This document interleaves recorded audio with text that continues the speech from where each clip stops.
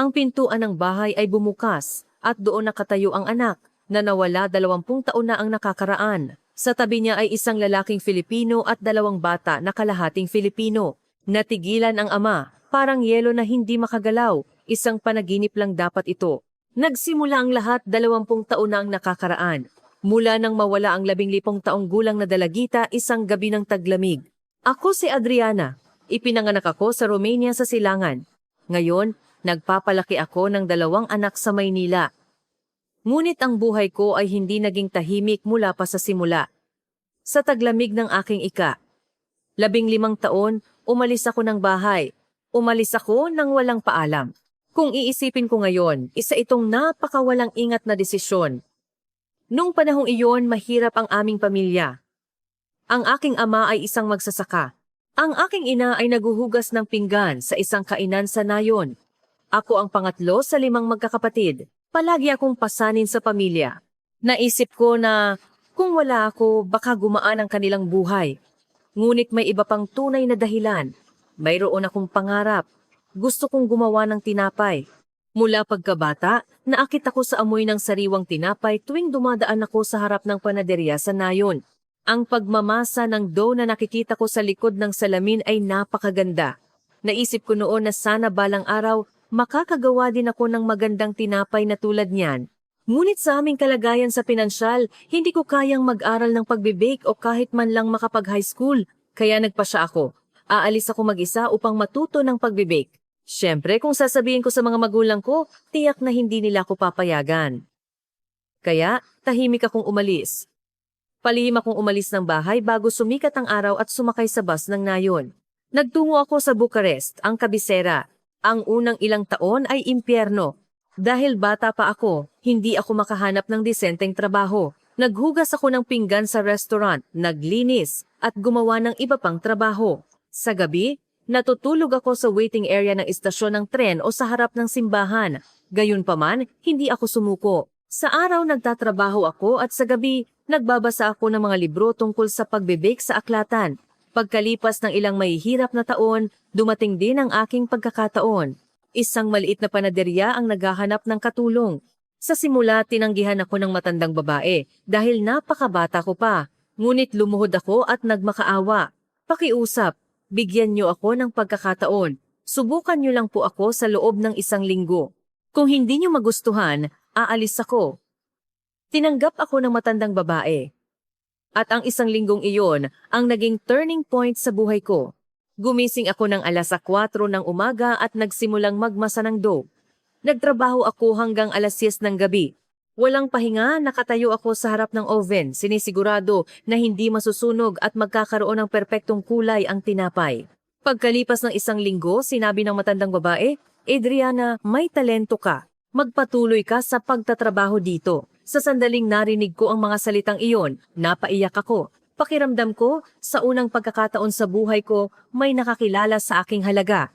Sa loob ng 3 taon, natuto ako sa ilalim ng matandang babae.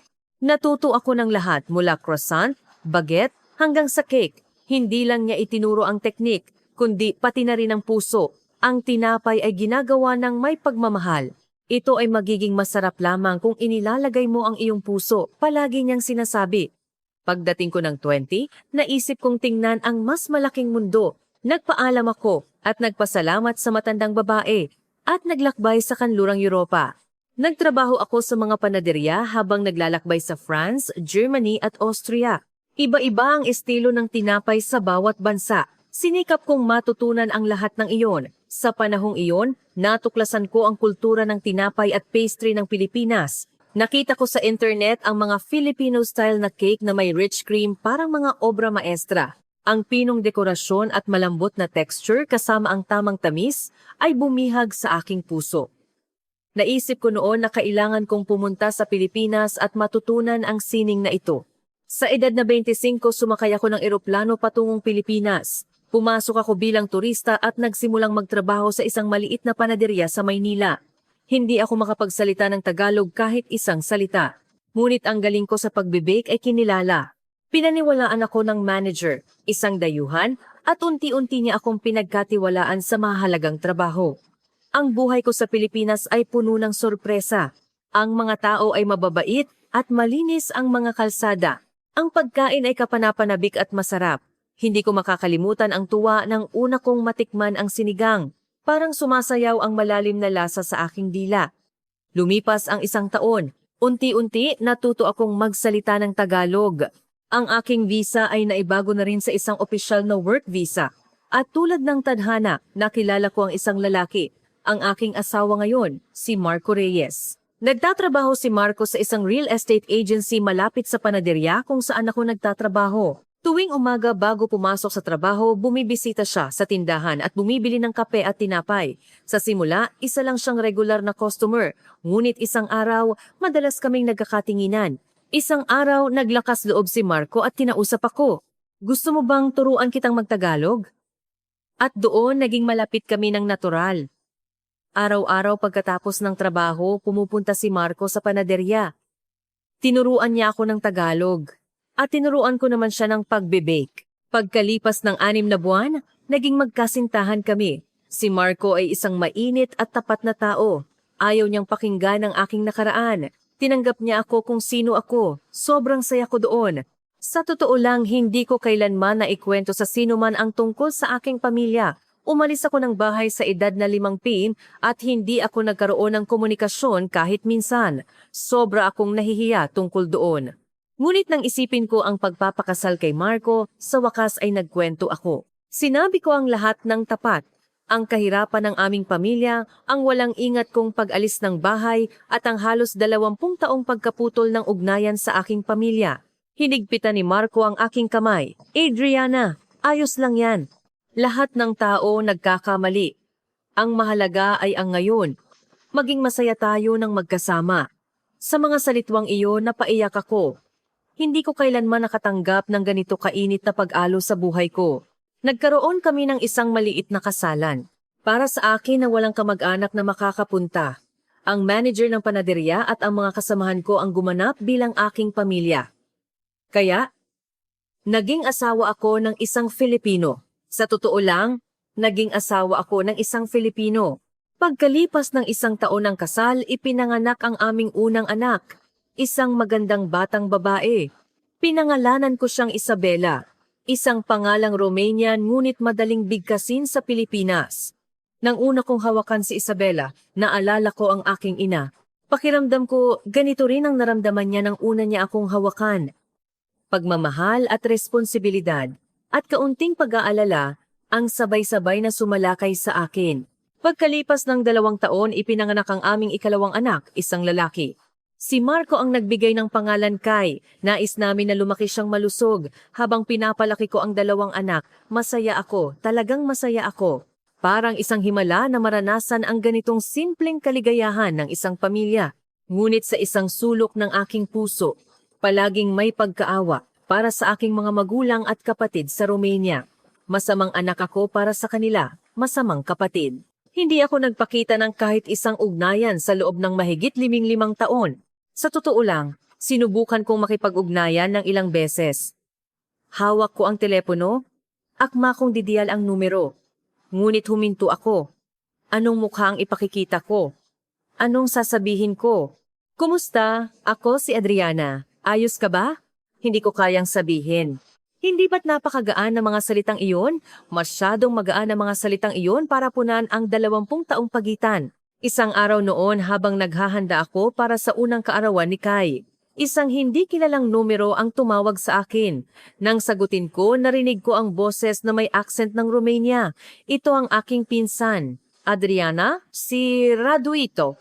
Ipapaalam ko mamaya kung paano ko nakuha ang numero mo. May mahalaga akong sasabihin ngayon. Sobrang sama ng lagay ni Lola.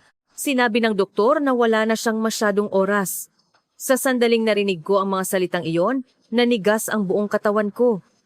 Lola! Si Lola na nagmamahal sa akin higit kanino man noong bata pa ako. Si Lola na nag-ipon ng pera para bilhan ako ng tinapay dahil alam niyang mahilig ako sa tinapay. Nagpatuloy si Radu. Tinatawag ka ni Lola. Umiiyak siya. Adriana, Adriana. Kung makakauwi ka, pakiusap umuwi ka. Naghihintay ang buong pamilya. Pinatay ko ang telepono at matagal akong nakaupo ng tulala. At nagpasya ako. Kailangan kong umuwi. Kailangan kong umuwi sa aking bayan pagkalipas ng 20 taon. Ipinaliwanag ko ang sitwasyon kay Marco. Walang pag-aatubili si Marco at sinabi, "Sama ako. Kailangan ko ring batiin ang aking biyenang lalaki at biyenang babae at isama natin ang mga bata. Kailangan nilang makita ang kanilang lolo at lola. Nag-aalala ako. Papatawarin kaya ako ng aking ama? Tatanggapin kaya ako ng aking ina? Paano kaya ako titingnan ng aking mga kapatid?" Ngunit hindi na ako makatago. Gusto kong makita si Lola at gusto kong ipahayag ang aking pagkaawa. Pagkalipas ng 1 linggo, sumakay kami ng aking pamilya sa eroplano patungong Romania. Kasama sina Marco, Isabela at Kai. Dumating kami sa Bucharest Airport pagkatapos ng mahabang biyahe. Ang puso ko ay parang mabaliw. Umupa kami ng kotse sa airport at nagtungo sa aming nayon. Ang tanawin sa labas ng bintana ay pamilyar at hindi pamilyar. Pagkalipas ng 2 oras na biyahe, dumating kami sa pasukan ng nayon. Malapit nang lumubog ang araw. Ang nayon ay tahimik at payapa pa rin. Ang mga lumang batong pader, ang makitid na daanan ng bukid, lahat ay pareho pa rin sa aking alaala. Nang bumaba kami ng kotse, napansin ako ng ilang kapitbahay. Narinig ko ang bulungan nila. Na may pagtataka, "Si Adriana ba iyon?" "Oo, anak siya ni Nikolay." "Sino ang lalaking kasama niya?" Pinilit kong igalaw ang nanginginig kong mga paa at lumakad patungo sa aming bahay. Ang gate ay pareho pa rin noon, ngunit kupas na ang pintura. Sa sandaling hawakan ko ang door handle, bumukas ang gate. Nakatayo doon ang aking ama. Nagtitigan kami ng aking ama ng matagal. Walang lumabas na salita. Mas matanda na si ama kaysa 20 taon na ang nakakaraan. Halos puti na ang kanyang buhok at malalim ang mga kulubot sa kanyang mukha. Ngunit ang kanyang tingin ay matalim pa rin. "Ama." Ako ang unang nagsalita. Mahina ang aking Romanian. Ang wikang halos hindi ko ginamit sa loob ng 20 taon. "Ako si Adriana. Umuwi na ako." Walang sagot ang aking ama. Tiningnan lang niya ako pagkatapos ay inilipat ang kanyang tingin sa gilid. Komplikado ang ekspresyon ng kanyang mukha nang makita niya si Marco at ang mga bata. Pagtataka, pagkalito, at parang pinipigilan niya ang kanyang damdamin. "Ito ang aking asawa, si Marco Reyes. Filipino siya. At ito sina Isabela at Kai, ang mga anak ko." Nanginginig ang aking boses dahil sa takot ko sa reaksyon ng aking ama. Pagkatapos ng mahabang katahimikan, nagsalita ang aking ama. "Mabuti. Iyon lang." Hindi niya sinabi na masaya siya o na namiss niya ako. Isang malamig na salita lang, "Mabuti." Nang pumasok kami sa bahay, lumabas ang aking ina mula sa kusina. Sa sandaling makita niya ako, namutla ang kanyang mukha. At nagsimula siyang umiyak. "Adriana, ikaw nga talaga." Napaiyak din ako. "Ina, patawarin niyo po ako. Patawarin niyo po ako." Nais kong yakapin ang aking ina. Ngunit pinigilan ko ang sarili ko. Pakiramdam ko, wala akong karapatan.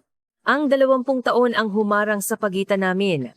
Pinunasan ng aking ina ang kanyang luha at tiningnan sina Isabela at Kai. Ang mga magagandang bata na ito ang aking mga apo, hindi ba? Lumapit ang aking ina sa mga bata at akmang hahaplusin ang kanilang ulo. Ngunit nagtago si Isabela sa likod ko dahil nahihiya.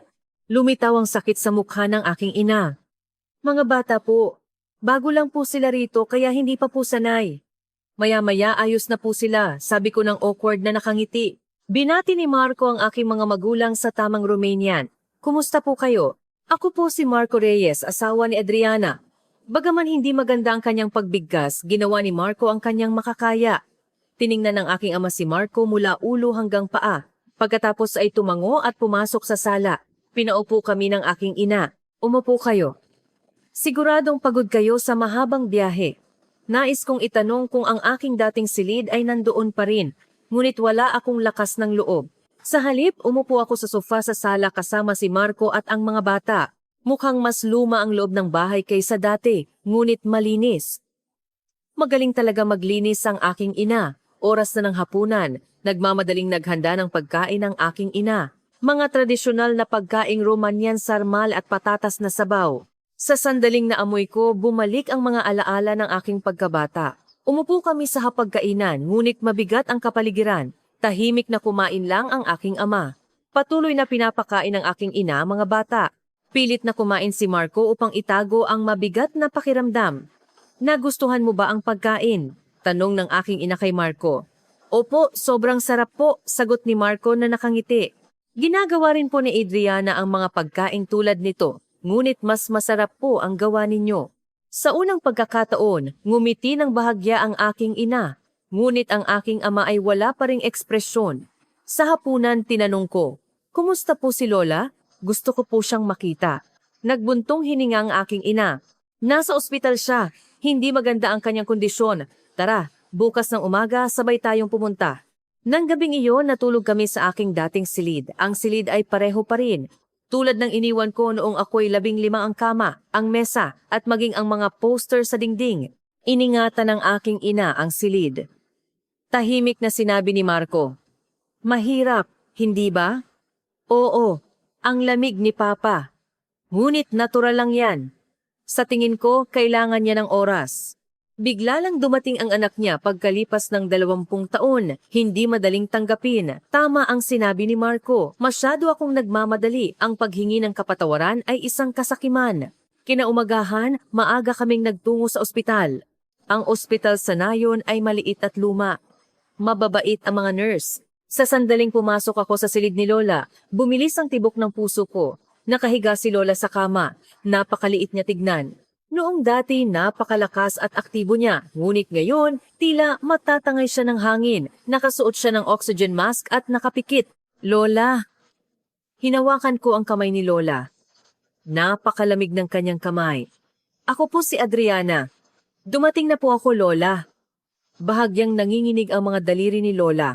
Dahan-dahan siyang nagmulat ng mata. Sa simula, hindi pa nakatuon ang kanyang tingin, ngunit unti-unti akong nakilala. Adriana, ang Adriana ko, dumating na. Mahina ang boses ni Lola ngunit malinaw. Opo, Lola. Patawarin niyo po ako sa pagdating ng huli. Dapat mas maaga akong dumating. Mahinang ngumiti si Lola. Ayos lang, ang mahalaga ay buhay ka. Medyo huminga si Lola at nagpatuloy. Masaya ka ba? Opo, Lola. Masaya po ako. Kasama ko po ang aking asawa at mga anak. Tiningnan ni Lola sina Marco at ang mga bata. Nagkaroon ka ng mabuting asawa. Ang mga bata ay cute. Nang araw na iyon, matagal kaming nanatili sa tabi ni Lola. Ikwinento ko ng maikli ang 20 taon na lumipas. Paano ako naging panadero, paano ko nakilala ang aking asawa sa Pilipinas, at ikinasal. Tumango lang si Lola habang nakikinig. Magaling ka. Natupad mo ang iyong pangarap. Ipinagmamalaki ka ni Lola. Sa pag-alis namin ng ospital, sinabi ng aking ina, Adriana, hindi galit ang iyong ama dahil kinamumuhian ka niya. Nag-aalala lang siya. Sa loob ng 20 taon, hindi namin alam kung nasaan ka at kung anong ginagawa mo. Alam ko po, ina, sobra po akong nagkamali. Umuwi ka na, hindi ba? Sa paglipas ng panahon, luluwag din ang puso ng iyong ama. Nang makauwi kami, malamig pa rin ang kapaligiran sa bahay. Tatalikod ang aking ama tuwing titingnan niya ako. Ang mga pag-uusap ay iilang salita lamang. Nang hapon ding iyon, dumating ang aking mga kapatid na lalaki at babae. Ang aking mga kapatid na muling nakita pagkalipas ng 20 taon. Si Radu, ang nakatatandang kapatid na lalaki, ay isa ng ganap na nasa edad. Si Christian, ang pangalawang kapatid na lalaki, ay naging isang lalaki na may lumalaking tiyan. Ang aking ate na si Aliana ay payat pa rin, ngunit may bakas ng pagod sa kanyang mukha. Adriana, ikaw nga talaga. Niyakap ako ng mahigpit ni Aliana. Miss na miss kita. Talagang miss na miss. Masaya rin ang aking mga kapatid na lalaki. Ngunit hindi maiiwasan ang pagkailang. Sinabi ni Radu, dapat nagpakita ka ng kontak ano? Sobrang nag-alala ang mga magulang natin. Patawad kuya. Talagang patawad. Aba, wala na rin yan magagawa ngayon. Ngunit mabuti at buhay ka at malusog. Nagpakita rin ng interes ang mga kapatid kay Marco. Tinanong ni Christian si Marco, galing ka sa Pilipinas, ano? Ang Pilipinas daw ay sobrang galing ngayon. Zamzong et LG. Hindi, galing sa Pilipinas. Ngumiti ng awkward si Marco at sumagot. Opo, ang Pilipinas ay masiglang umuunlad. Ingatan mo ang kapatid ko. Medyo walang ingat siya simula pagkabata. Huwag po kayong mag-alala, aalagaan ko po siya. Nang gabing iyon, nagtipon ang buong pamilya para sa hapunan. Ito ang unang pagkakataon na ang buong pamilya ay nagsama-sama sa hapag. Ngunit ang ekspresyon ng aking ama ay matigas pa rin. Sa hapunan, nagtanong si Radu, Adriana, gaano ka katagal dito? Mga 2 linggo po. May trabaho rin po ang asawa ko. Biglang inilapag ng aking ama ang kanyang kutsara. 2 linggo? Dumating pagkalipas ng 20 taon at 2 linggo lang? Nag-alala ako. Ama, iyon ay. Walang sinabi ang aking ama. Tumayo siya at pumasok sa kanyang silid. Nagbuntong hininga ang aking ina. Hindi galit ang iyong ama. Nalulungkot lang siya. Nang gabing iyon, hindi ako makatulog. Ang malamig na pagtrato ng aking ama ay umiikot sa aking isip. Hinawakan ni Marco ang aking kamay, ngunit hindi gumaan ang aking loob. Mula kinaumagahan, nagsimula akong tumulong sa gawaing bahay. Masyadong maraming trabaho para sa aking ina mag-isa. Paglilinis, paglalaba, pagluluto. Sa simula, pinigilan ako ng aking ina, ngunit nagpilit ako. Ina, kaya ko po. Gusto ko pong gawin ngayon ang hindi ko nagawa sa loob ng 20 taon. Iba-iba rin ang reaksyon ng mga taga-nayon. May mga natuwa, ngunit may mga bumulong din. Pagkalipas ng 20 taon, ano ang ginawa niya rito? May kasamang dayuhan, ipinagmamalaki ba niya? Narinig ko ang mga salitang iyon, lalo na ang mga kaibigan ng aking ama ang problema. Isang gabi dumating ang ilang kaibigan ng aking ama sa bahay. Nang makita nila si Marco, lantaran nilang ipinakita ang kanilang hindi pagkakomportable. Si Nikolay, may dayuhan at Asian pa. Ano naman po? Hindi ko na napigilan ang sarili ko. Ano, ang mga kabataan ngayon wala ng respeto. Nang makihati sila sa pag-uusap, sinabi ng aking ama, "Huwag kayo. Anak ko siya at manugang ko siya." Nagulat ako sa mga salitang iyon. Sa unang pagkakataon, kinilala ako ng aking ama bilang anak niya at si Marco bilang manugang niya. Ngunit pagkatapos noon, malamig pa rin ang kanyang pagtrato. Sa agahan, sa hapunan, hindi siya makatingin sa akin. Lumipas ang 1 linggo. Unti-unti akong napapagod. Ang lamig ng aking ama, ang bulungan ng mga taga-nayon, at maging ang aking pagkakonsensya lahat ay mabigat. Isang araw sinabi ni Marco, "Adriana, maghanap tayo ng ibang paraan. May paraan para buksan ang puso ng iyong ama." Anong paraan? Hindi ko alam. Ngunit ipakita mo ang iyong tapat na puso. Hindi sa salita, kundi sa gawa. Tama ang sinabi niyang iyon. Ang hindi kayang ipaabot ng salita ay dapat ipakita sa gawa. Ngunit paano? Kinaumagahan, nagtungo ako sa bayan. At nagpasya akong gawin ang pinakamahusay kong gawin, ang maghurno ng tinapay. Sinabi ko sa aking ina na gamitin ang kusina. Nagtataka ang aking ina, ngunit pinayagan niya ako. Anong tinapay ang gagawin mo? Susubukan ko pong gumawa ng Filipino-style na cake. At saka gagawa din po ako ng atsara. Atsara? Ano yon? Ngumiti ako at ipinaliwanag. Isang tradisyonal na adobo ng Pilipinas. Ginagawa po ito sa pamamagitan ng pag-ferment ng gulay. At sobrang sarap po. Tumango-tango ang aking ina, ngunit mukhang interesado. Nagpakita rin ng interes si Aliana at ang aking mga tiyahin. Nang gabing iyon, gumawa ako ng isang plano. Gumawa ako ng espesyal para sa aking ama.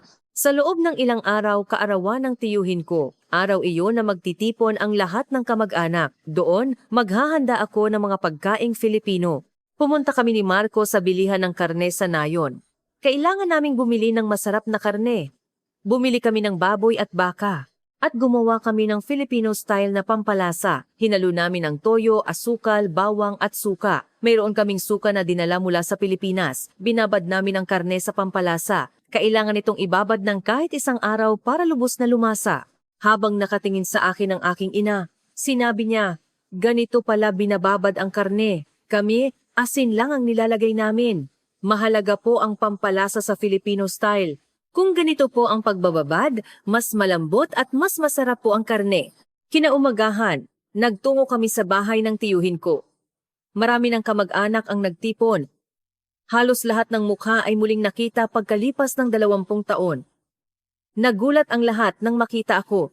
"Adriana, ikaw nga, lumaki ka na at may kasamang dayuhan. Asawa mo ba yan?" Binomba ako ng mga tanong, ngunit kalmado akong sumagot. Buong puso ring bumati si Marco. Sa likod bahay, si Marco mismo ang nagsindi ng apoy. Sabi niya, natutunan niya raw ito sa Pilipinas noong nagka-camping sila. Magaling siyang magsindi ng uling. Nang maging matatag ang apoy, inilagay namin ang karne na binabad sa pampalasa. Umalingasaw ang masarap na amoy mula sa karne na iniihaw. Anong amoy yan? Ang bango, ito po ay Filipino-style BBQ. Pakitikman po. Nang matapos ang pag-iihaw, inilagay namin sa plato ang karne at ipinamahagi. Nang tikman ng mga tao, biglang nagbago ang kanilang ekspresyon. Anong lasa ito? Sobrang sarap, parang pista. Anong nilagay sa pampalasa? Lahat ba ng pagkaing Filipino ay ganito kasarap? Sa isang iglap, naubos ang lahat ng karne na inihanda namin. Umulan ng kahilingan na gumawa pa. Lumapit ang tiyuhin ko. Adriana, talagang lumaki kang disente at nakahanap ka ng mabuting asawa. Mukhang napakabuti ng lalaking ito. Salamat po, tiyo. Ang Pilipinas ay talagang galing, ano? Masarap din ang kanilang pagkain. Naging matagumpay ang party ng araw na iyon. Pinuri ng lahat ng kamag-anak ang mga pagkaing Filipino. Nakihalubilo si Marcos sa kanila. Masaya ring naglaro ang mga bata sa mga kamag-anak. Pauwi, sinabi ng aking ama, "Pagod ka ngayong araw. Dahil sa iyo, nakapagpakitang gilas ako." Sa mga salitang iyon, naramdaman ko ang kurot sa aking puso. Pakiramdam ko, sa wakas ay kinikilala ako ng aking ama. Mula ng gabing iyon, kapansin-pansin ang pagbabago sa pagtrato ng aking ama. Hindi pa lubos na lumambot, ngunit hindi na niya ako iniiwasan tulad ng dati. Sa agahan, paminsan-minsan ay kinakausap niya ako. "Anong gagawin mo ngayon?" "Tutulungan ko po si Ina sa pamimili." "Kailangan kong pumunta sa bukid? Maganda ang panahon ngayon. Tamang-tama para magtrabaho." Ang mga maliliit na pag-uusap na ito ay napakahalaga para sa akin. Parang unti-unting pinupuno ang 20 taong pagitan. Araw-araw, sinasamahan ni Marco ang aking ama sa bukid. Nagkaroon ng palto sa kanyang kamay at dumugo, ngunit hindi niya ipinakita ang sakit. Sa halip, sinabi niya na matututo siya sa pagtatanim at masigasig na nakinig sa aking ama. "Tito, kailan po itatanim ang pananim na ito?" "Ito ay patatas. Itatanim sa tagsibol at aanihin sa tag-araw. Sa Pilipinas, marami pong palay. Dito po marami pong patatas at mais. Ano po? Oo. Ang lupa namin ay angkop sa mga pananim na iyon." Ipinaliwanag ng aking ama kay Marco ng isa-isa. Sa simula, tila nababagabag siya, ngunit dahil talagang gustong matuto ni Marco, mas detalyado siyang nagturo. Isang hapon, may pagtitipon sa bulwagan ng nayon. Isang pagtitipon kung saan nagiinuman ng tsaa at nag-uusap ang mga matatanda sa nayon. Sinabi ng aking ina na sumama ako. "Adriana, kailangan mo ring batiin ang mga taga-nayon. Pinag-uusapan kanilang lahat." Sa totoo lang, ayoko. Dahil naramdaman ko ang hindi magandang tingin ng mga taga-nayon. Ngunit hindi ko kayang tanggihan ng aking ina. Nang pumasok kami sa bulwagan, nagsimulang magbulungan ang mga matatandang babae. Anak siya ni Nicolay. Dumating daw pagkalipas ng 20 taon. Nagpakasal sa dayuhan. Pinatayo ako ng aking ina sa harap ng mga tao. "Mga kaibigan, ito ang aming Adriana. Masaya siyang namumuhay sa Pilipinas." Pilipinas? Saan yun? Isang bansa sa Asya. Kamakailan lang ay sobrang umunlad. Matulis na nagtanong ang isang matandang babae, "Paano ka nabuhay nang hindi nagpakita ng kontak sa loob ng 20 taon? Sobrang nag-alala ang mga magulang mo." Yumuko ako. "Patawarin niyo po ako. Talagang nagkamali po ako. Wala akong maikakatwiran." Ngayon, anong silbi niyan? Ang paggalang sa magulang ay ginagawa habang nabubuhay. Naging malamig ang kapaligiran. Mahigpit na hinawakan ng aking ina ang aking kamay. Sa sandaling iyon, sinabi ng isang matandang babae, "Ngunit umuwi na ang bata, hindi ba? Saka, ang pagkain ginawa niya sa kaarawan ni Tio sobrang sarap. Naglilitan niya ang apo ko na gusto niyang kumain ulit." Oo. Kumuha rin ako ng isang piraso ng adobo ng gulay na iyon. At kakaiba, maanghang, ngunit gusto mo ulit kainin. Medyo lumambot ang kapaligiran. Binuksan ng pagkain ang puso ng mga tao. Paano ginagawa ang pagkain iyon? Ipinaliwanag ko ang paraan ng paggawa ng atsara. Nagpakita ng interes sa mga matatandang babae at nagtanong ng sunod-sunod. "Kaya ba naming gawin?" "Syempre po, ituturo ko po sa inyo." Nang hapon ding iyon, nagkaroon ng impromptu cooking class sa bulwagan. Tinuruan ko ang mga matatandang babae sa nayo ng simpleng paraan ng paggawa ng atsara. Ang simula ay may pag-aatubili, ngunit unti-unting lumiwanag ang kapaligiran. Ganito ba? Opo. Mahalaga na pantay-pantay ang pagpahid ng pampalasa. Ang sakit ng kamay ko. Magsuot po kayo ng guwantes, ayos lang po iyon. Nagtataka ang mga matatandang babae ngunit masaya. Dumami rin ang mga tanong tungkol sa kultura ng Pilipinas. Mabait ba lahat ng tao? Opo, halos lahat ay mabait, lalo na sa mga dayuhan. Palagi ba kayong kumakain ng maanghang? Marami pong maanghang na pagkain, ngunit marami rin pong hindi maanghang. Oras ng tanghalian, nagpakulo ako ng sinigang na ginawa ko. May natira pa akong konting sampalok na dinala mula sa Pilipinas, kaya nilagay ko iyon. Nang sumubo ang mga matatandang babae, nagulat sila. Anong lasa nito? Kakaiba, ngunit gusto mo ulit inumin. Ang linis ng sabaw. Maganda sa hangover. Kailangan ko ring lutuan ng aking asawa. Mula ng araw na iyon, malaki ang pagbabago sa pagtrato ng mga taga-nayon. Kapag nagkikita kami sa kalsada, masaya silang bumabati. Mayroon ding mga bumibisita sa bahay. Napakalaki ng interes sa mga pagkaing Filipino. Isang araw, dinala ni Ate Aliana ang kanyang mga kaibigan. Adriana, pakiusap lutuan mo rin ang mga pagkaing Filipino ang mga kaibigan ko. Pinagpipilitan nila ako. Ang mga kaibigan ni ate ay mga babae na kasing edad ko, mga ordinaryong may bahay na kasal at nagpapalaki ng anak. Adriana, sobrang ganda raw ng mga pampaganda ng Pilipinas. Binili mo ba doon? Ah, opo. Ang mga pampaganda ngayon ay talagang maganda. Abot kaya pa ang presyo. Turuan mo rin kami. Anong ginagamit mo? Ngumiti ako habang ipinakita ang mga pampaganda na dinala ko. Sunscreen, essence, mask. Ang mga kaibigan ay nagtatakang hinawakan. Pwede ba itong isuot? Siyempre po. Subukan niyo po. Nang ipamigay ko ang mask pack, natuwa ang lahat. Habang nakasuot sa mukha at nakatingin sa salamin, nagtatawanan sila para akong multo. Ngunit malamig at maganda. Sa ganitong paraan, natural na kumalat ang kulturang Pilipino sa nayon. Nagtanong din ang mga kabataan na interesado sa K-pop. Nang patugtugin ni Marco ang musika na dinala niya, nagtaka ang lahat. Ito ang kanta ng Pilipinas? Ang ganda ng melodiya. Ang galing din sumayaw. Ganito ka-energetic sila sumayaw. Naging malapit din sina Isabela at Kai sa mga bata sa nayon. Sa simula, mahirap dahil hindi sila magkaintindihan, ngunit mabilis na nakapag-adjust ang mga bata. Tumakbo sila at nagtawanan ng magkasama sa palaruan. Ngumiti ang aking ina habang nakikita ang ganoong tanawin. Ang mga apo ko, unti-unti nang natututo ng aming wika. Ang cute. Opo, ina. Mas mabilis po silang natututo kaysa sa inaakala ko. Adriana, mukhang masaya talaga ang buhay mo sa Pilipinas. Mukha kang masaya. Dahil po sa inyo, ina. Dahil po sa inyong pagpapalaki sa akin. Mahigpit na hinawakan ng aking ina ang aking kamay. Patawad, noong bata ka. Mahirap ang aming pamilya at wala akong nagawa para sa iyo. Ano po ang sinasabi niyo? Ginawa niyo po ang inyong makakaya? Nang gabing iyon, nagtipon ang buong pamilya para sa hapunan. Dumating ang buong pamilya ni Radu, Christian at Ate Aliana. Nagtanong si Christian kay Marco. Marco, popular ba ang soccer sa Pilipinas? Opo, sobrang popular. Kilala niyo po ba si Paulino Alcantara? Siyempre. Siya ang alamat ng Barcelona. Napakagaling niya. Nag-usap ang mga lalaki tungkol sa soccer. Sumali rin ang aking ama. Kumusta ang galing ng pambansang koponan ng soccer ng Pilipinas? Sa Asia po, sila ang pinakamalakas. Maraming beses na silang nakapaglaro sa World Cup. Ganoon ba? Ang Romania din namin, magaling din dati.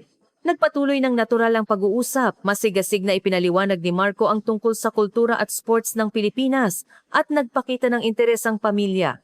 Tahimik na sinabi ni Ate Aliana sa akin, Adriana, nakahanap ka ng mabuting asawa. Buong puso kitang binabati. Salamat. Mukhang lumambot na rin si Papa.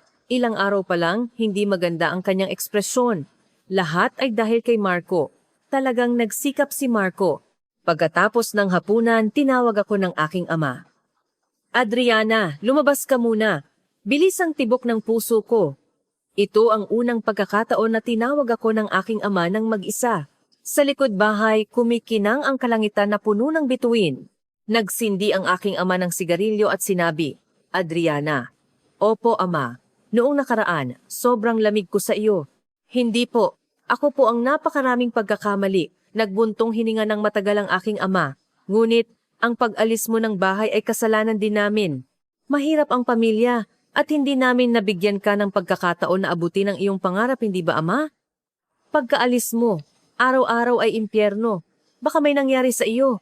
Baka nagugutom ka sa kung saan. Nag-alala ako at hindi ako makatulog. Nanginginig ang boses ng aking ama. Ito ang unang pagkakataon na ipinakita ng aking ama na sa buong buhay niya ay tila malakas ang ganoong kahina na anyo. Patawad po, ama. Sobra po akong naging makasarili. Hindi. Sinundan mo lang ang iyong pangarap. At sa huli, nagtagumpay ka, hindi ba? Nakahanap ka ng mabuting asawa at nagkaroon ka ng magagandang anak. Sa unang pagkakataon, inilagay ng aking ama ang kanyang kamay sa aking balikat. Si Marco, napakabuti niyang tao, tapat at mabait. Halata na mahal ka niya. Opo, ama. Sobra po akong mahal ni Marco. At ang Pilipinas tila mas kahanga-hanga kaysa sa inaakala ko. Ang pagkain ay kakaiba at ang kultura ay interesante. Pakiusap po, bisitahin niyo po ang Pilipinas.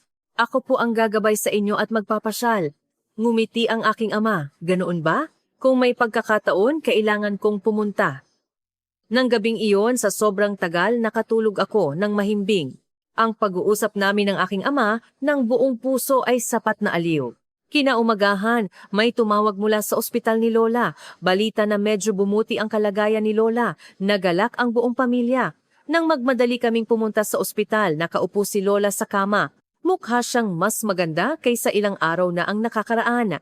Lola! Adriana! Dinala mo rin ang mga apo mo, hindi ba? Bumati sina Isabela at Kai kay Lola. Hinaplos ni Lola ang ulo ng mga bata at masayang ngumiti. Ang cute na mga bata. Bibigyan ka ni Lola ng kende. Kinuha ni Lola ang kendi mula sa drawer sa tabi ng kama at ibinigay sa mga bata. Sinabi ng mga bata, "Salamat po, dumating ang doktor. Bumuti na po ang pasyente. Marahil ay dahil madalas kayong bumibisita, mga pamilya." Mukhang nakabalik na po siya sa kanyang mental na katatagan. Naging masaya ang aking ina. Talaga po? Kung gayon, malapit na po siyang makauwi. Kung magiging maayos sa loob ng halos 1 linggo, pwede na po siyang makauwi. Habang nakikipag-usap kay Lola, nagkwentuhan kami tungkol sa nakaraan. Nang maliit pa ako at nakikita ko si Lola ang mga kwento na ikinukwento niya. Lola, naaalala niyo po ba? Noong 6 na taon ako, nakita ko po kayo na nagbibake sa bahay niyo. Siyempre, naalala ko. Mula noon, interesado ka na sa tinapay. Ang sinabi ni Lola noon ang nagpabago sa buhay ko. Sinabi niyo po na kung gagawin ko ang gusto ko, magiging masaya ako, hindi ba? Mahigpit na hinawakan ni Lola ang aking kamay. Magaling ka. Tama ang iyong pinili. Pauwi mula sa ospital, sinabi ni Marco. Kapag nakikita ko si Lola niyo, naalala ko ang lola ko. Kumusta ang lola mo? Namatay siya noong nakaraang taon. Palagi niya akong sinasabihan na makakita ng mabuting tao. Talagang masaya ako na nakilala ko si Adriana. Lumambot ang mata ni Marco. Mahigpit kong hinawakan ang kamay ni Marco. Mabilis na lumipas ang 1 linggo. Mahalaga ang bawat araw. Ang oras na kasama ang pamilya, ang pag-uusap sa mga taga-nayon, ang tawanan ng mga bata, lahat ay kaligayahan. Isang gabi sinabi ng aking ama, Adriana, hindi na gaanong natitira ang araw para sa inyong pag-alis. Opo, sa loob po ng 3 araw aalis na po kami. Ganoon ba? Ang bilis ng panahon. May bahid ng panghihinayang sa boses ng aking ama. Ama, madalas po tayong mag-video call. Ipapakita ko rin po sa inyo ang mukha ng mga bata. Sige. At bumalik ka ulit sa susunod. Huwag mong hintayin ang 20 taon ulit tulad nito. Opo, ama, gagawin ko po yan. Nang gabing iyon, gumawa ako ng espesyal na plano. Gusto kong gumawa ng isang bagay na espesyal para sa aking ama. Mabigat ang puso ko sa pag-iisip na kailangan naming umalis sa loob ng ilang araw. Sa wakas ay naging malapit na ako sa aking pamilya, ngunit kailangan ko na namang umuwi. Ngunit ang realidad ay realidad. May trabaho si Marco at may kindergarten din ang mga bata. Gusto kong gumawa ng isang bagay na espesyal para sa aking ama bago kami umalis. Pinag-isipan ko ng mabuti at may naisip ako. Ito ay isang birthday cake para sa aking ama. Palihim kong tinanong ang aking ina. Ina, kailan po ang kaarawan ni ama? Sa susunod na linggo, ngunit bakit? Gusto ko po siyang lutuan ng cake. Isang espesyal na cake. Nagulat ang aking ina. Ganoon ba? Matutuwa ang iyong ama, ngunit ina, pakiusap po, itago po natin itong sikreto. Gusto ko po itong ibigay bilang sorpresa. Sige, tayo lang ang makakaalam. Naghanda ako sa loob ng 2 araw. Pumunta ako sa palengke at bumili ng pinakamagagandang sangkap. sariwang itlog, de kalidad na harina at mantikilya mula sa Europa.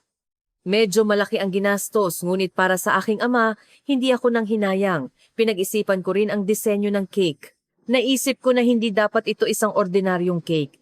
Gusto kong ilagay ang kahulugan ng buhay ng aking ama at ang aming pamilya. Gumawa ako ng sketch. Ang itaas na bahagi ng 2 patong na cake ay tatakpan ng puting cream at ang ilalim na bahagi ay didisenyuhan ng tsokolate. At sa pinakataas, gagawa ko ng maliit na bahay at ilalagay iyon. Ito ang simbolo ng muling pagtitipon ng aming pamilya. Nang gabi bago ang kaarawan ng aking ama, palihim akong nagsimulang magtrabaho. Pagkatapos matulog ang lahat, pumasok ako sa kusina mula 2:00 ng madaling araw at tahimik na gumawa ng batter. Maingat kong hinalo ang mga itlog. Pinaghiwalay ang puti at ginawa itong meringwe. Sinisigurado na hindi masyadong malakas ang tunog. Sumakit ang braso ko ngunit tiniis ko para ito sa aking ama. Habang nagbe-bake ng sponge cake, gumawa ako ng chocolate ganache. Tinunaw ko ang dark chocolate sa mainit na tubig at hinalo sa heavy cream. Nakagawa ko ng perpektong ganache na may makinis na kintab. Pagdating ng 5:00 ng madaling araw, tapos na ang sponge cake. Ito ay may perpektong kulay ginto. Nang pindutin ko ng daliri, maganda ang elasticity. Habang lumalamig, gumawa ako ng marsipan para sa dekorasyon. Hinalo ko ang almonds at asukal upang gumawa ng dough at kinulayan ng food coloring. Naghanda ako ng iba't ibang kulay pula, asul, berde. Gumawa ako ng maliit na bahay mula sa marzipan. Ang bubong, pader, pinto at bintana ginaya ko ang aming dating bahay. Pagdating ng 7:00 ng umaga, tapos na ang lahat ng paghahanda. Ang pag-assemble na lang ang natitira. Pinutol ko ang sponge cake sa 3 patong at inilagay ang cream at prutas sa pagitan. Manipis kong hiniwa ang blueberries at kiwi at inilagay sa loob. Pinahiran ko ang ibabaw ng cake ng smooth na whipped cream. Ito ang pinakamahalagang gawain. Kung magkamali ako kahit kaunti, magiging uneven. Mahigit 1 oras akong nagpahid at nag-ayos ng cream. Sa wakas, isang perpektong makinis na ibabaw ang nabuo. Idinisenyo ko ang ilalim na bahagi ng tsokolate ganache. At inilagay ang maliit na bahay na gawa sa marsipan sa pinakataas. Sa huli, isinulat ko ang mensahe sa gilid ng cake sa Tagalog. Hindi. Isinulat ko ito sa Filipino. Mahal kita, tatay. Maingat kong isinulat ang bawat letra, tulad ng itinuro ni Marco. Nang makita ko ang tapos na cake, napaiyak ako, dahil inilagay ko ang buong puso ko sa cake na ito. Ang paggalang sa magulang na hindi ko nagawa sa loob ng 20 taon, ang pagkaawa, pagmamahal, pasasalamat, lahat ng damdamin ay nasa loob nito. Maingat kong inilagay sa refrigerator at bumalik sa silid. Gising na si Marco. Tapos mo na lahat? Oo, perpekto. Pagod ka, hindi ba? Matulog ka muna. Hindi, sobrang saya ko, hindi ako makatulog. Niyakap ako ng mahigpit ni Marco. Sobrang matutuwa ang iyong ama. Nang hapon ding iyon, nagsimulang magtipon ang mga miyembro ng pamilya. Ang aking mga kapatid na lalaki at babae, kasama ang kanilang mga pamilya, at iba pang kamag-anak, lahat ay dumating upang ipagdiwang ang kaarawan ng aking ama. Sinalubong sila ng aking ama ng normal, ngunit maliwanag ang kanyang ekspresyon. Mukha siyang masaya na nagtipon ang pamilya. Inihanda ang hapunan. Ang aking ina at ate ay buong puso na naghanda at puno ng pagkain ng hapag. Mga tradisyonal na pagkaing Romanian at ang mga pagkaing Filipino na niluto ko ay inihain ng sabay. Dahil kaarawan po ni ama ngayon, naghanda rin po ako ng Filipino-style adobo, sabi ko. Adobo? Ano yan? Tanong ni Christian. Ito po ay isang ulam na gawa sa karne at gulay na niluto ng magkasama at sobrang sarap po. Nang tikman ng pamilya ang adobo, humanga sila. Nakakaadikto, ang sarap. Anong pagkaing Filipino, masarap lahat. Nang malapit nang matapos ang hapunan, sinenyasan ko ang aking ina. Tumango ang aking ina. Sandali lang po, may espesyal kaming ihahanda. Pumunta ako sa kusina at kinuha ang cake. Naglagay ako ng singsta kandila, kasama si Marco. Maingat naming dinala ang cake sa sala. Pinatay ang ilaw at tanging ang mga kandila lang ang umilaw. Nang dalhin namin ang cake, nagpalakpakan ang mga tao. Wow, cake! Ang ganda! Nagulat ang aking ama. Lumaki ang kanyang mga mata. Nagkantahan kaming lahat ng birthday song, isang kanta na pinaghalong Romanian at Filipino. Maligayang kaarawan sa'yo, maligayang kaarawan sa'yo. Mahal naming tatay, maligayang kaarawan sa'yo. Tinitigan ng aking ama ang mga kandila at sandaling walang masabi, Pagkatapos ay dahan-dahan niyang pinatay ang mga kandila. Nang buksan ang ilaw, lumiwanag ang cake. Ang maliit na bahay na nakalagay sa ibabaw ng puting cream at ang Filipino na mensahe na nakasulat sa gilid. Ama, ako po ang gumawa ng cake na ito para po sa inyo. Tiningnan ng maigi ng aking ama ang cake. Lalo na ang bahagi ng Filipino na mensahe ay matagal niyang tinitigan. Anong ibig sabihin nito? Ibig sabihin po, mahal kita, tatay. Sa Filipino po. Sa sandaling iyon, bumagsak ang luha mula sa mata ng aking ama. Ang aking ama, na hindi ko kailanman nakitang umiyak sa buong buhay niya, ay umiyak sa harap ng pamilya. Ama. Nanginginig din ang boses ko. Tumayo ang aking ama at lumapit sa akin. At sa unang pagkakataon, mahigpit niya akong niyakap. Salamat, maraming salamat. Ito ang yakap ng aking ama pagkalipas ng 20 taon. Hindi ko na napigilan ang aking luha. Ama, mahal po kita. Mahal na mahal po kita. Mahal din kita, anak ko. Naging tahimik ang sala. Umiiyak ang lahat. Ang aking ina. Ang aking mga kapatid na lalaki. Ang aking ate. Ang aking mga kamag-anak lahat. Sandaling niyakap namin ang isa't isa. Parang napupunan ang 20 taong pagitan sa yakap na iyon. Habang pinakawalan ako ng aking ama, sinabi niya. Ngayon, naiintindihan ko kung bakit mo mahal ang Pilipinas. Ang Pilipinas ang nagpagawa sa iyo na maging ganito kadesente. Hindi po, ama. Ang dahilan kung bakit ako naging desente ay dahil po sa inyo at kay Ina na nagpalaki sa akin ng maayos. Lumapit si Marco at binati ang aking ama. Tito, buong puso po akong bumabati sa inyong ikasingsing kaarawan. Patuloy po sana kayong maging malusog at mahabang buhay. Mahigpit na hinawakan ng aking ama ang kamay ni Marco. Marco, salamat.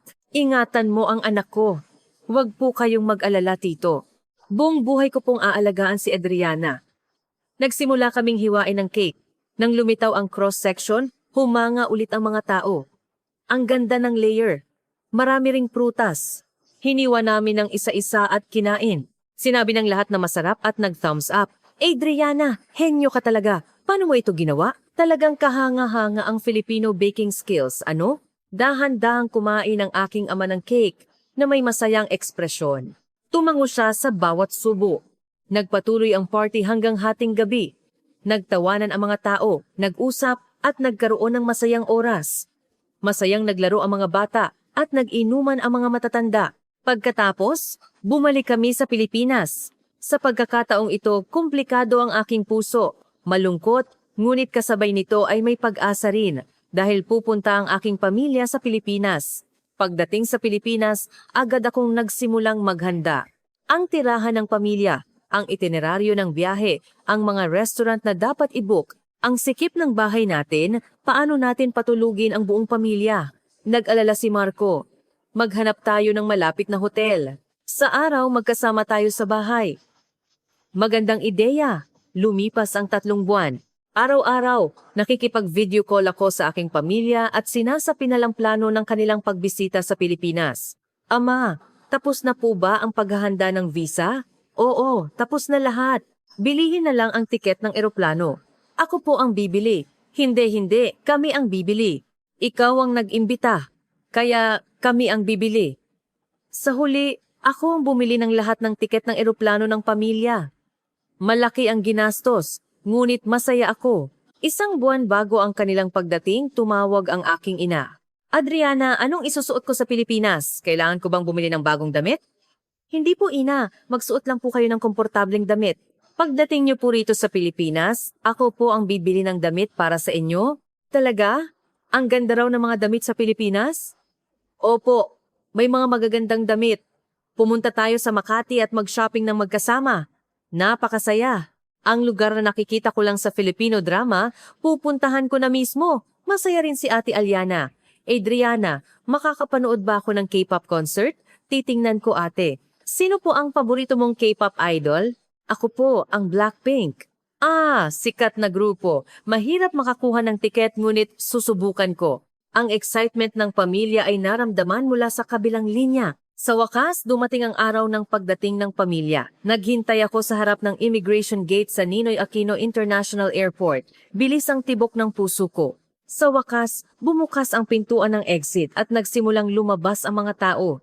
At nakita ko ang aking ama at ina. Ang aking mga kapatid na lalaki at babae ay kasama rin. Ama, ina. Tumakbo ako palapit. Niyakap ako ng mahigpit ng aking ina.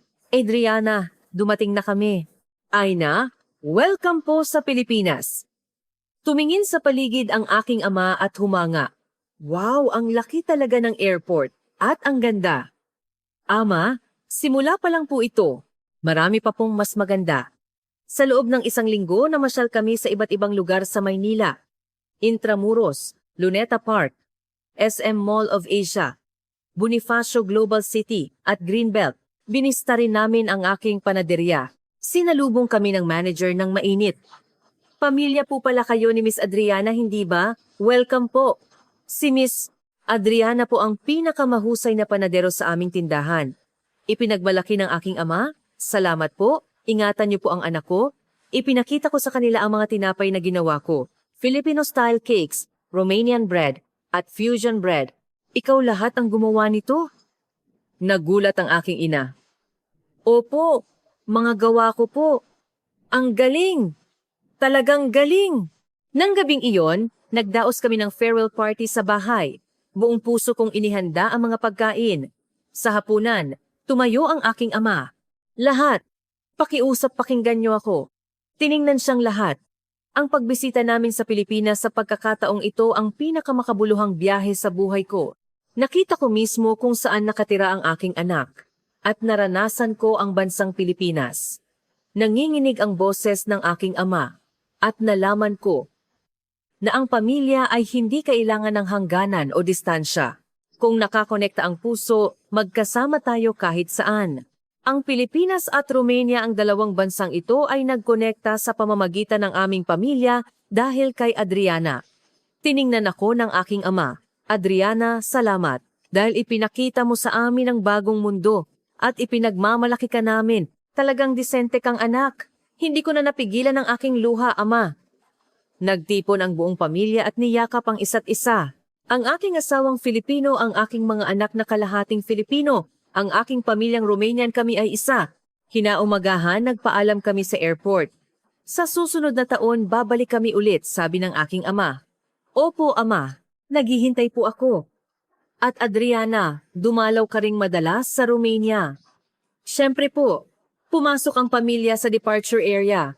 Nakita ko silang kumakaway, pagkatapos ay nawala sila. Niyakap ako ni Marco sa balikat. Magaling ang paghatid mo. Oo, masaya ang oras. Pauwi, nalaman ko, hindi na ako ang nalilito na dalagita. Ako ang tulay na nagkokonekta sa dalawang bansa, dalawang kultura, isang panadero na ipinanganak sa Romania at natupad ang pangarap sa Pilipinas. Isang anak, asawa at ina na nagbabahagi ng pagmamahal bilang pamilya. At higit sa lahat, isang tao na tunay na masaya mula sa puso. Pagkalipas ng ilang araw, may mensahe mula sa aking ama. Adriana, nang ikwento ko ang tungkol sa Pilipinas sa mga taga-nayon, gustong-gusto nilang lahat pumunta. Ang aming nayon ngayon ay ganap na fans ng Pilipinas. Dahil sa iyo. Mahal kita. Ngumiti ako at nagpadala ng sagot. Ama, mahal din po kita. At mahal din po ng Pilipinas ang Romania. Dahil tayo ang tulay na iyon. Nang tingnan ko sa labas ng bintana, kumikinang ang night view ng Maynila. Sa malayong Romania, tiyak na parehong mga bituin ang kumikinang. Malayo man ang distansya, malapit ang aming puso. Dahil iyon ang pamilya, ang pagmamahal ay kayang lampasan ang nasyonalidad, wika at oras. Pinatunayan namin iyon ng aking pamilya. At ang bansang Pilipinas ang nagpagawa ng himalang iyon. Salamat Pilipinas, salamat pamilya, salamat pag-ibig.